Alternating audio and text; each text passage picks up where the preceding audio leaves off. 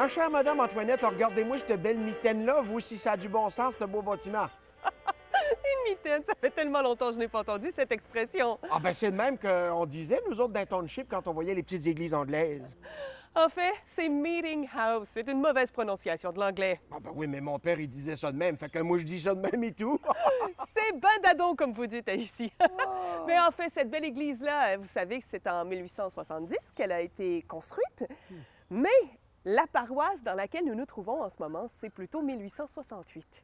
Et si je me souviens bien, attendez, ce serait pas le... non, ce n'est pas le curé Vell, c'est le révérend Thornlow. Thornlow, exactement. Révérend Thornlow. Du chemin de Georgeville? Exactement, de l'église anglicane de Saint-Georges de Georgeville, exactement. Et alors, c'est grâce à lui qu'on a ça aujourd'hui. C'est quand même assez impressionnant.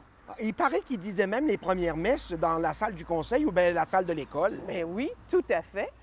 Il était temps vraiment qu'on ait une nouvelle église. C'est incroyable. Et regardez un petit peu, là, sa construction. Vous diriez, vous, que c'est à peu près quoi? Quel genre? Ah ben là, vous me pognez parce que je suis pas ben ferré en architecture. Je le sais. Essayez, essayez, allez-y. Je dirais, je sais pas, moi... Néo... Gothique? Néo-gothique, bravo, monsieur Dillon! Parlez-moi d'une belle affaire. Mais vous ne disiez pas qu'il y avait un lien avec les Mary? Ah oui, oui, j'y arrive, c'est vrai. Bien sûr, parce que si elle est là, elle, aujourd'hui, c'est grâce à qui? Les Mary, je suppose. Bien, exactement, c'est grâce à Ralph Méry V. On est sur un terrain qui lui appartenait, alors il a décidé de prêter le terrain pour la construction de l'église. De le prêter? En fait, oui, c'est parce qu'il l'aura donné plutôt en vers 1885 environ. Donc, c'est pour ça que je vous ai dit prêter. Enfin, il leur a permis de s'installer ici, voilà. Et pour revenir sur l'architecture, là. Oui. Alors, je n'étais pas capable de bien vous dire, mais ce que je peux vous dire, c'est que j'ai déjà vu la porte ouverte ici. Puis c'est tout fait avec des belles solives en pain, madame, ça. Puis bien solide, cette église-là. En pain, vous dites? Oui. Nous sommes sur la rue des Pins. Ah, du pain de la rue des Pins? Oh ben, attendez, tournez-vous de bord, j'en ai une bonne pour vous. Qu'est-ce que c'est? Regardez-moi ça. Drez là, ce beau bâtiment de briques rouges-là. Et ça, c'était la boulangerie marchande dans le temps, vous savez. Ils faisaient le pain parade. Ça sentait bon quand on passait ici. Ah, c'était ici le pain parade. Oui, madame. Fait que du pain fait sur la rue des Pins. On n'en finira pas. Attendez! Non, mais du pain sur la rue des Pins et par la suite, ils ont peint l'église en pain en blanc. Vous êtes trop forte. Mais vous savez que l'église, par exemple, là, quand on la regarde de même, elle a été agrandie plusieurs fois. Il paraît qu'ils ont ajusté la vestrie après. La vestrie? Oui, je sais pas ce que c'est. Oh non, c'est la sacristie. La sacristie. Ah, si vous le dites. Oui, la sacristie. Donc, ils l'ont agrandi. Oui, puis après ça, il y a le porche d'entrée et tout qui a été rajouté, pareil. Parlant de porche, pourrais-je me permettre une indiscrétion? Allez-y. C'est une confession? Vous jugerez. J'ai osé accompagner une de mes clientes jusque sur le poche. Vous savez, Vous n'êtes pas entré toujours? je ne suis pas entrée. Non, non, non, non. OK. En bonne chrétienne, je ne suis pas entrée. Mais j'ai osé un œil à l'intérieur. Et puis?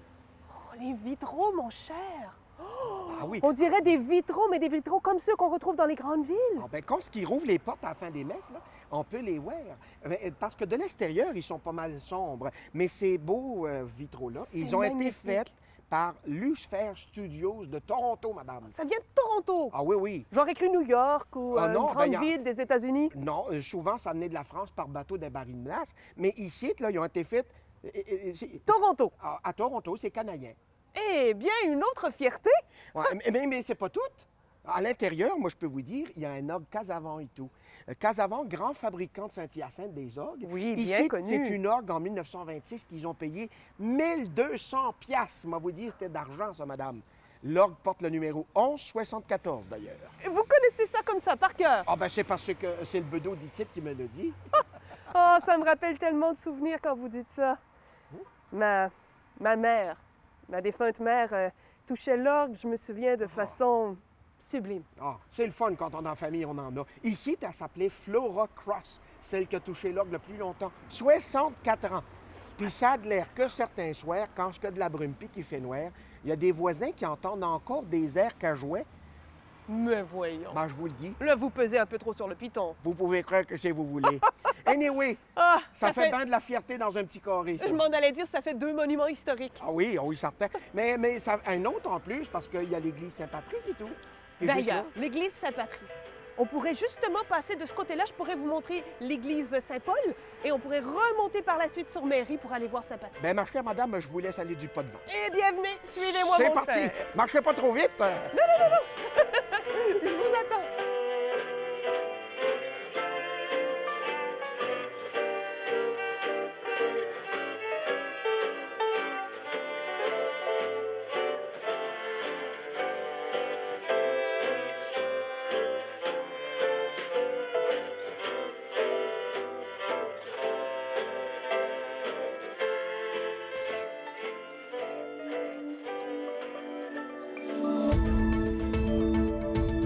Nous TV.